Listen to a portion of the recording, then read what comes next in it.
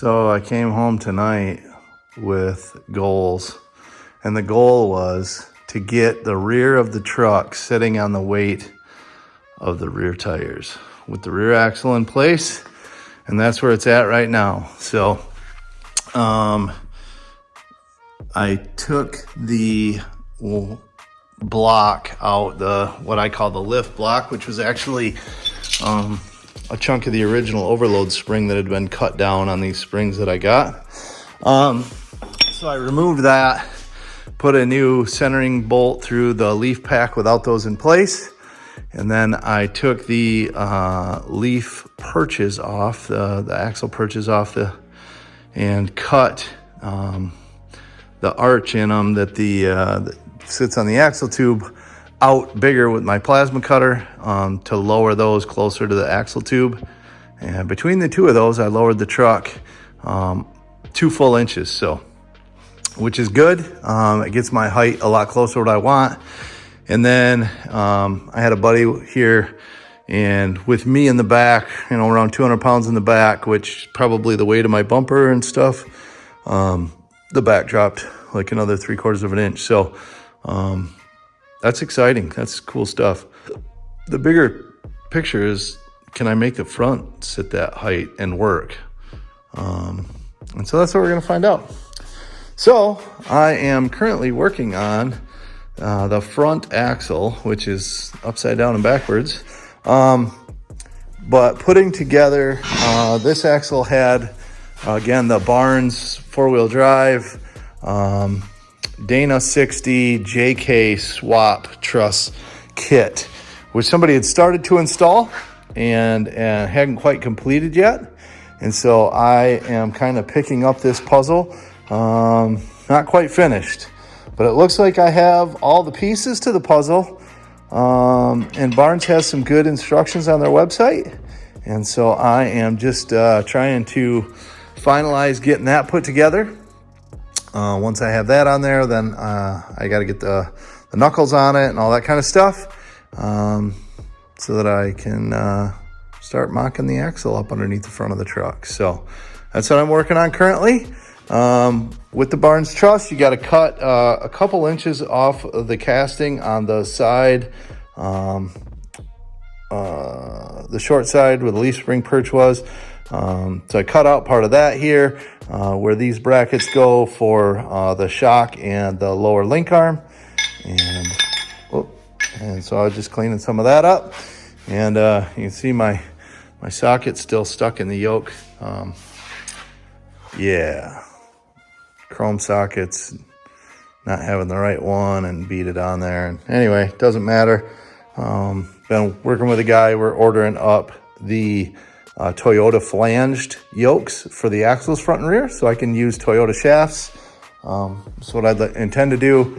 Toyota shafts have always been more than strong enough for what I have done, and I don't think this will be any exception. It's a good, inexpensive, weak link to have. So we're going to try that, and for now, I'm going to keep plugging away at welding this axle together. All right, and a little while later, I've got all the rest of the bracketry on the axle. So the front axle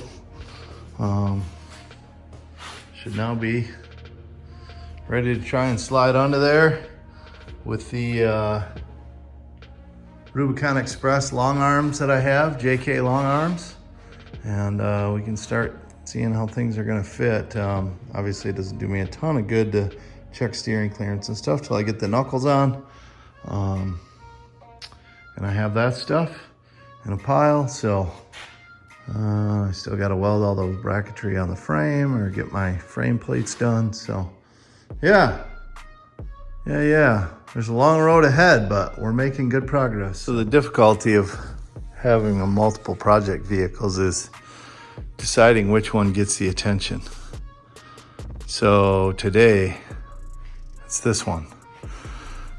There's a reject run going on at Rocks and Valleys off-road course this coming weekend.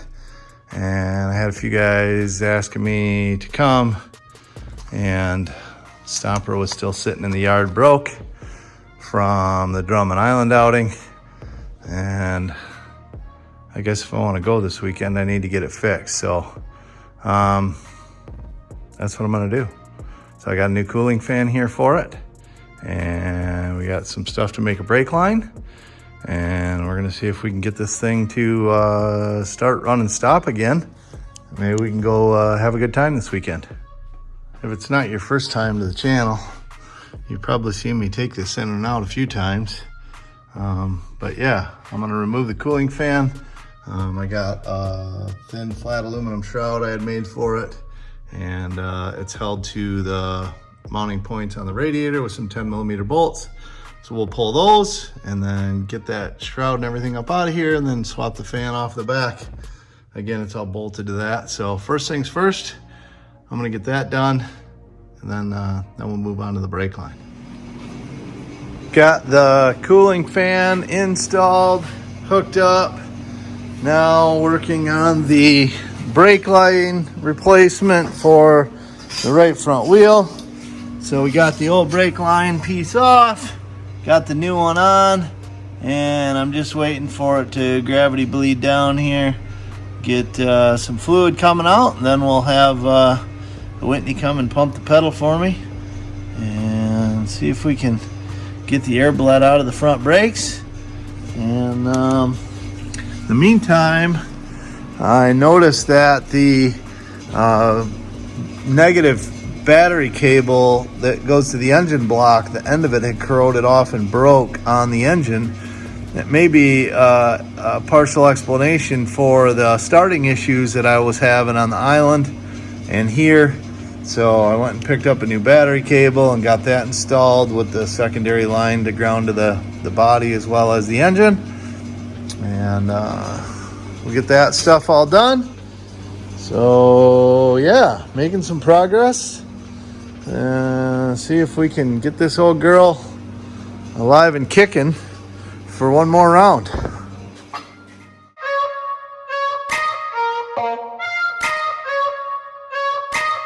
Bye.